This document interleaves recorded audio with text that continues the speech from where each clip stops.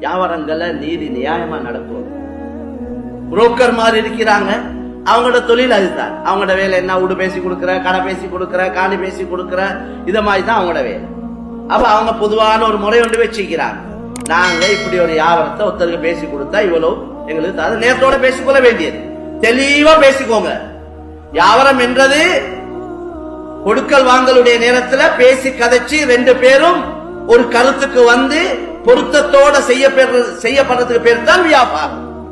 அதுல உள்ளுக்கால விளையாடுறது இல்ல, தில்லு முள்ளி இல்ல, தெளிவா பேசப்பட்டுக்கொள்ளோடு. விரும்பிட்டீங்களா பேச வேண்டியது, வியாபாரம் முடிக்க வேண்டியது. அப்ப எங்களுக்கு தெரியும் பொதுவான ஒரு அமைப்பு ஒன்று இருக்கு. அது ஹராம் இல்ல, தாராளமா ஹலால். அவங்க ராவ் பவல அதுக்கு தான் அலைஞ்சு கொண்டும் தெரிஞ்சு கொண்டும் எங்க எங்க காணி இருக்கு, எங்க எங்க கடை இருக்கு, எங்க எங்க என்ன இருக்கு, அவங்களோட கணாயத்தை அதுல தான் போகுது. அல்ல அப்படி ஒரு முறையை ஒவ்வொருத்தருக்கு வச்சுக்கிறாங்க. அப்ப அத பேசினா கதைச்சா ஒரு வியாபாரத்தை செஞ்சா அவங்களோட ஹக்க சரியா கொடுக்காட்டி எவ்வளவு அநியாயம்.